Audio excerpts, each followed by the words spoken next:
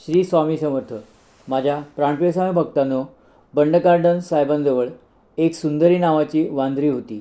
पुढे ती वांद्री मनुष्याच्या अंगावर धावून जाई व चावे.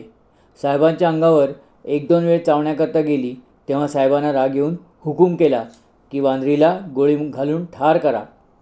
तेव्हा दोन चार आसामी शिपाई तिच्या पाठीत लागले.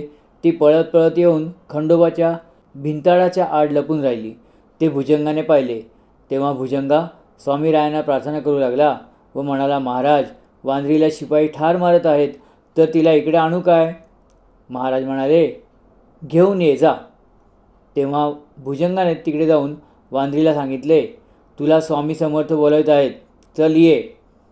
असे म्हणताच जसे पाळीव कुत्रे असते आणि त्याला ये म्हटले म्हणजे शेपूट हलवीत धन्याच्या मागून जाते, त्याप्रमाणे सुंदरी भुजंगाच्या पाठीमागून गेली.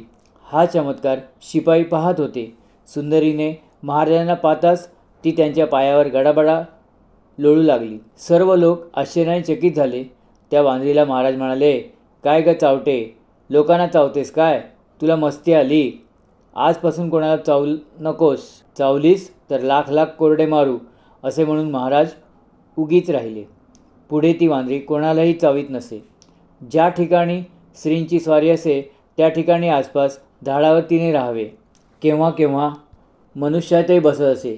कधीकधी महाराजांनी आपली टोपी तिच्या डोक्यात घालावी, कधीकधी आपल्या गळ्यातील फुलांच्या माळा तिच्या गळ्यात घालाव्या, पेढे खाऊ घालावे.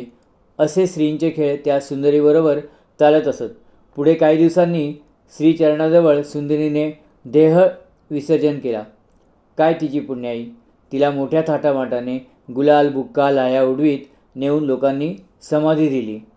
ह्याचे तात्पर्य काय की आम्ही जीवांनी जितकी आपल्याला बनेल तितकी अहंकार, अश्रद्धा, नास्तिकपणा वगैरे दोष टाकून श्री समर्थ महाराजांची कायावाच्या मनाने सेवा करावी हे योग्य. नाहीतर जीव अधोगतीला चाललेच आहेत.